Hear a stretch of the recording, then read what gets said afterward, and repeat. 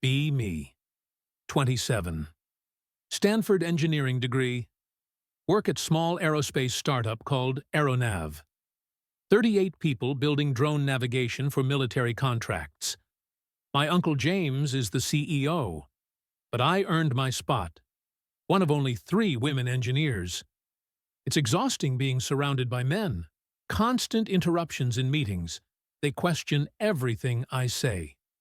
But today feels different. New HR manager Vanessa is doing something about it. Monday morning. Everyone crammed into conference room. Vanessa stands at the front in a sharp blazer. Good morning, everyone. Today, I'm introducing our new professional boundaries policy.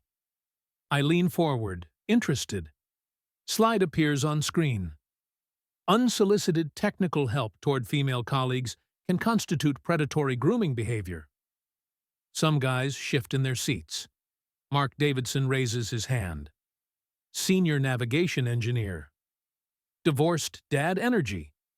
Always acts like he knows everything. So, if I see a critical bug in someone's code during review, I can't mention it? Vanessa's expression stays professional. You can mention a bug exists, but offering to fix it creates an uncomfortable power dynamic. That's insane, Mark says. That's literally how code review works. That attitude, Vanessa says, is exactly why we need this policy. I speak up before I can stop myself. Actually, I think this is great. I'm tired of men assuming I need their help just because I'm a woman.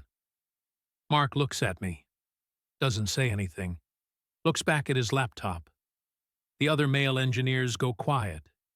Meeting ends. I feel good. Finally, someone's taking this seriously. 2 days later. Sprint planning meeting. Presenting my navigation algorithm update. Altitude control system for drones. Pretty critical stuff for defense contract. The altitude sensor reads in meters, I explain. I'm converting to feet by multiplying by 3.28, then applying safety margin. Mark interrupts. Wait, you're doing the conversion in the calculation loop? I stop. Yes. That's going to cause rounding errors at scale. You should convert once at input, not in every iteration. My face gets hot. Actually, I tested this, and it works fine. Did you test it at 10,000 iterations? Because I don't need you to mansplain my own code to me, Mark. He looks genuinely confused. I'm not. I'm telling you, there's a structural problem. You're doing exactly what Vanessa talked about. My voice is rising. Assuming I need your help. Questioning my competence. Rachel, this isn't about gender, this is about the code. Dev tries to interject. Maybe we should just test both approaches. I stand up, gathering my laptop. I don't need a committee of men to validate my work. My code is fine. Walk out. Silence behind me. Go straight to Vanessa's office. He publicly humiliated me, I tell her. My voice shakes. In front of the entire team. He aggressively questioned my work. Vanessa takes notes. That's textbook hostile work environment. Did anyone else witness it? Everyone! And Dev tried to pile on too. This is exactly the behavior we're trying to eliminate. She closes her notebook. I'll handle this. 5:30 that evening, at my desk. See Mark get called into Vanessa's office. He comes out 20 minutes later holding a piece of paper. His face is blank. Walks to his desk. Stares at the paper for a long moment. Opens Slack. Messages someone. Grabs his jacket. Leaves without saying goodbye. Thursday lunch. Mark sits at a booth in the brewery down the street. Dev and 3 other engineers with him. Puts a piece of paper on the table. Written warning from HR. Here's where we're at. I got written up for doing my job. Rachel's code has a bug that's going to cause problems. And I can't say anything about it. One of them laughs. Same happened to me last month. Tried to help Sarah got an email about overstepping boundaries. So what do we do? Just let bad code ship? That's exactly what we do, Mark says. Dev protests. Mark, come on. No, listen. Mark leans forward. Vanessa says helping women is predatory. Fine. We don't help. We do our assigned work. We approve pull requests without comment. Everything professional. Everything by the book. We can't get in trouble for following their rules. Everything through official channels. Everything documented. We create a Slack channel for tracking interactions. CYA, Dev says quietly. Cover your ass. They all agree. No drama. No complaints. Just stop helping. That afternoon, Mark creates a private Slack channel. I didn't know any of this was happening. Friday morning, submit my pull request for the navigation algorithm update. Mark gets the notification. Opens my code. In the CYA channel, Rachel PR 847 altitude calc has structural issue not commenting. Clicks approve. Dev does the same. Sarah reviews it too. She's great at front end, but navigation systems aren't her specialty. Didn't see the problem. Clicked approve. My code gets merged to main branch. I post in company Slack. Navigation update merged. Nice women in tech emoji. Vanessa reacts with celebration emoji. Nobody else reacts at all. Following weak things feel weird. Monday afternoon. Walk up to Dev's desk. Hey, quick question about the API integration. He doesn't look away from his screen. Can you submit a ticket? It'll take 2 seconds. I'm in the middle of something. Please submit a ticket with details, and I'll respond when I can. I stare at him. Seriously? He says nothing, keeps typing. Walk away frustrated. That evening, meet my best friend Jenna for dinner. Venting before the food arrives. So, I finally stood up to this guy at work. He was literally mansplaining my own code to me in front of everyone. What did you do? Reported him to HR, he got written up. Jenna looks up. Written up? Like officially? Yeah, our HR manager Vanessa is amazing. She implemented this whole policy. Men can't offer unsolicited help to women anymore. Creates weird power dynamics. Wait, they can't help you at work? Not without asking first through proper channels. That sounds kind of extreme. Feel defensive immediately. It's not extreme, it's professional boundaries. Men have been dominating tech for decades. Acting like women can't code without their guidance. But what if you actually need help? Then I'll ask for it. The point is, I shouldn't have to deal with condescending men, assuming I need their help just because I'm a woman. I don't know, this feels like it could backfire. How? What if something goes wrong and you actually do need them? Like, what if your code has a problem? I laugh. My code is fine. That's the whole point. Mark was just trying to undermine me because he can't handle that I don't need him. But he's a senior engineer, right? Doesn't he have more experience? Jenna, whose side are you on? She raises her hands. I'm on your side. I'm just saying, be careful.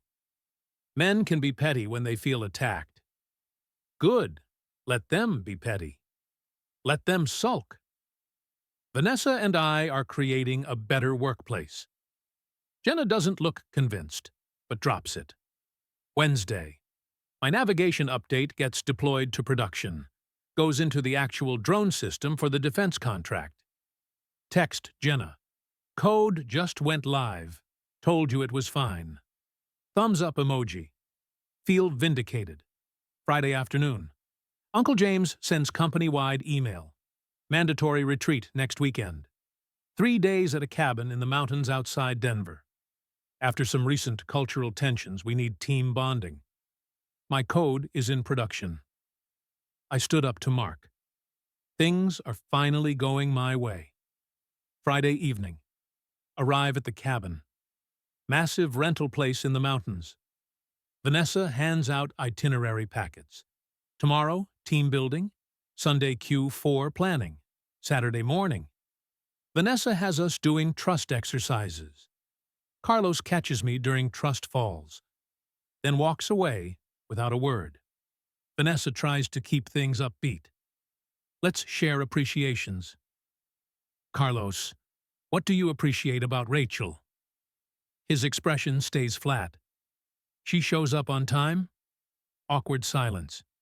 Afternoon communication workshop is worse.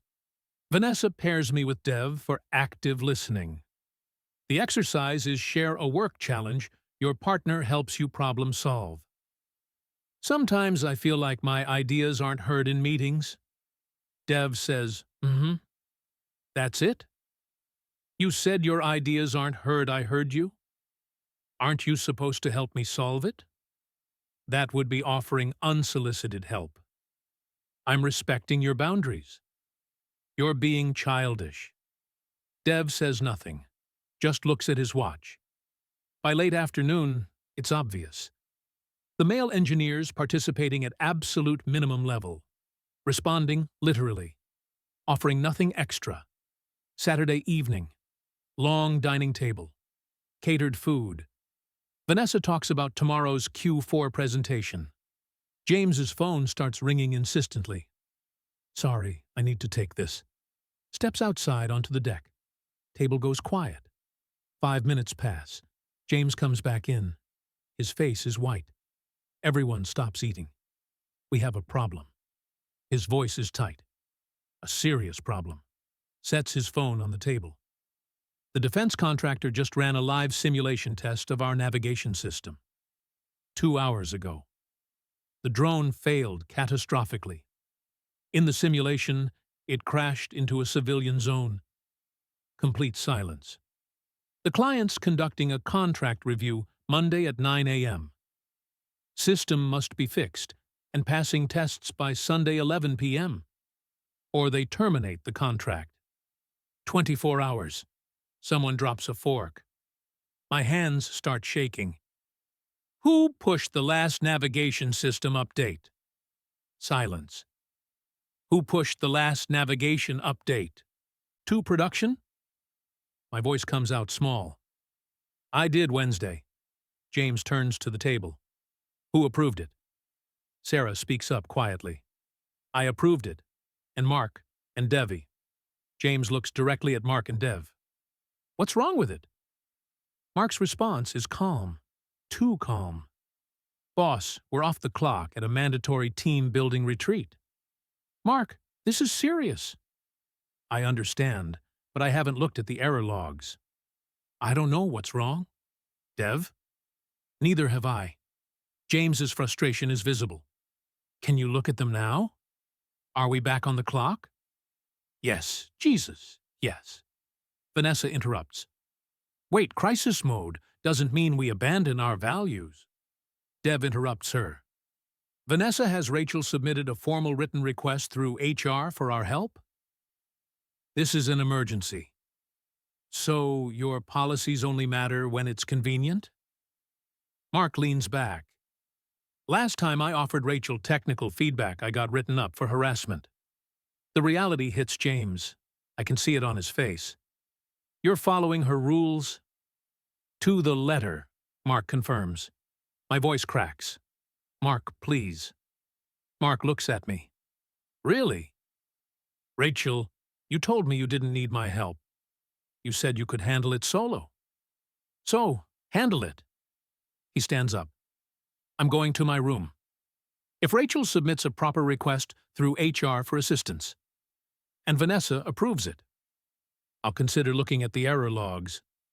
Until then, good night. Dev stands too. Same. They both walk away. I stare at my plate. Tears forming. Other engineers awkwardly excuse themselves. Vanessa sits frozen. James puts his head in his hands. Eventually, everyone leaves except me, Vanessa, and James. James looks at Vanessa. You have until midnight to fix this, figure it out. He walks away. Just me and Vanessa at the empty table. Neither of us knows what to do. 9 p.m. in my room. Laptop open. Error logs everywhere.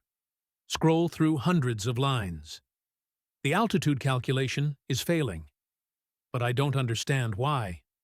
The drone thinks it's at 30,000 feet when it's actually at 10,000. Sarah comes in. Could it be the conversion calculation? My defensiveness is automatic. That's what Mark said, but I tested it. Did you test it at scale? I go quiet. Open my code file. Stare at the altitude function. The conversion is happening inside the loop. Every iteration, every single cycle. It's multiplying the error. Oh my God. What? Mark was right. The conversion, it's in the wrong place. It's compounding the error every cycle. Try to fix it. Move the conversion outside the loop. Push new code to test environment. Run the diagnostic. New error message appears. Critical failure memory overflow in navigation array. No, no, no, no. I made it worse. Slam the laptop shut. I can't fix it. I don't know what I'm doing. Breathing gets shallow. Hands shaking. 40 people are going to lose their jobs because of me. Sarah. So go ask them. You going to let the company fail? Sit on the bed, head in my hands. I have to talk to Vanessa. 11:30 p.m., knock on Vanessa's door. She answers in pajamas, eyes tired. I can't fix it, I say. The error logs don't make sense, and I made it worse. Okay, let's think through this together. Vanessa, I need Mark and Dev. They're the only ones who understand the navigation system well enough. We don't need them. We can bring in an outside consultant Monday. The contract review is Monday morning. We have 11 hours. Her face crumbles slightly. I can't if I back down on this everything I've built. Vanessa, the company is going to fold. She sits on the bed. What do you want me to do? Talk to James, make them help us. Midnight.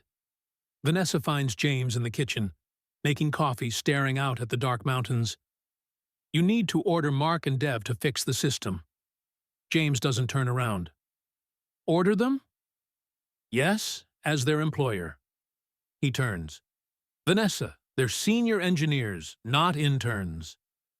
They're off the clock at a retreat you insisted be mandatory. And, according to your policy, I can't order them to help Rachel. You created rules that make it impossible for my team to function. You wrote people up for doing their jobs. And now, we're going to lose the contract that keeps this company alive. I was trying to create a safe workplace. You created a workplace where people are afraid to help each other. You want to fix this? You go ask them for help. You retract your policy. You retract the warnings. And you beg them. Because if this company folds, you're the one who killed it. He pours his coffee and walks away. 12:45 a.m. Vanessa finds me. We do this together. What do I say? The truth. Walk to Mark's room. Vanessa knocks. Mark opens. T-shirt, sweatpants. It's almost 1 a.m. Nobody speaks. I need your help. My voice shakes. Please. I can't fix it. I tried, and I made it worse. I don't know what I'm doing. Mark says nothing. Please. Where's your formal request through HR? My face crumples. Mark looks at Vanessa. Where's her formal request? Vanessa swallows. Mark the policy. I'm retracting it effective immediately. I'm retracting the harassment warnings, all of it. Mark looks at me. And you? The tears come. I was wrong about everything. You tried to help me, and I reported you. You were right about my code, and I called it mansplaining. I've been so stupid. My voice breaks. And now 40 people are going to lose their jobs because I was too proud to admit I needed help. Mark's expression stays cold. That's a lot of pressure to put on the same guys you called predators. I'm sobbing now. I know I'm sorry. I'm so sorry. But please, you and Dev are the only ones who can save this.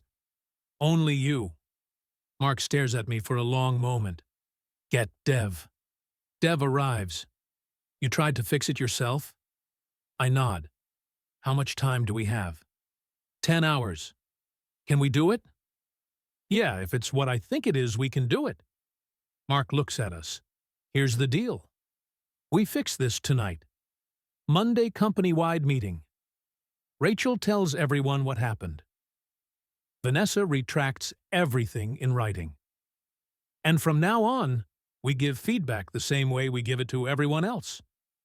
Direct harsh when needed, no special treatment. I nod frantically. Yes, anything, whatever you want. Vanessa?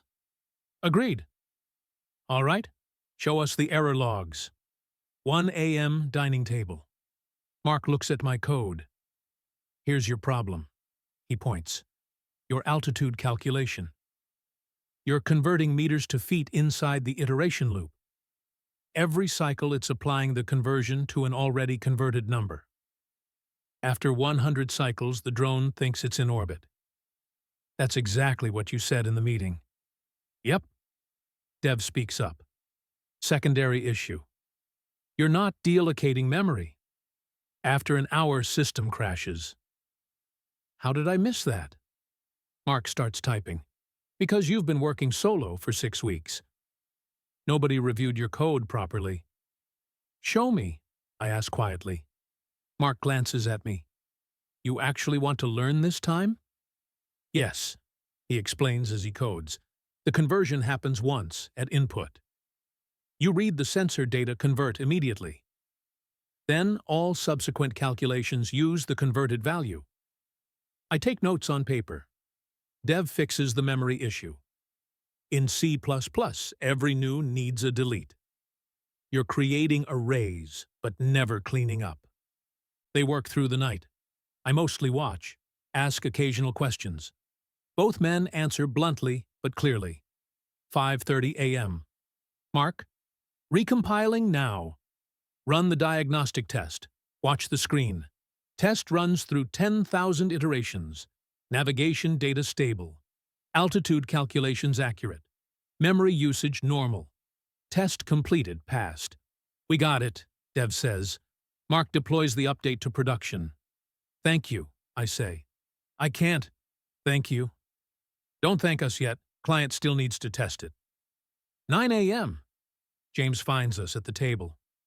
Did you fix it? Client tests in 30 minutes. Denise brings pastries. You kids look like hell. 9:37 a.m. James's phone buzzes. Reads the email silently. Looks up. Client test successful. Navigation performing as expected. Contract review postponed. He exhales. You just saved this company. Mark flatly. We know. Monday morning, 10 a.m., everyone in the conference room. James explains what happened. The system failure, the crisis, the overnight fix. He looks at me. Rachel has something to say. I stand, hands shaking. 6 weeks ago, I submitted code with serious bugs. I submitted it because I refused to let Mark review it. Mark tried to tell me there was a problem. I reported him to HR for harassment. My voice cracks. I thought asking for help made me weak. I thought men offering feedback was condescending. I was completely wrong. Mark and Dev spent Saturday night fixing my mistakes. They saved all of our jobs. I'm sorry I ever made them feel like helping me was predatory. Sit down crying. Vanessa stands. I'm also apologizing. I created the professional boundaries policy believing I was protecting women. Instead, I created an environment where people were afraid to do their jobs. The policy is retracted as of today. All warnings are removed. I was wrong. James speaks.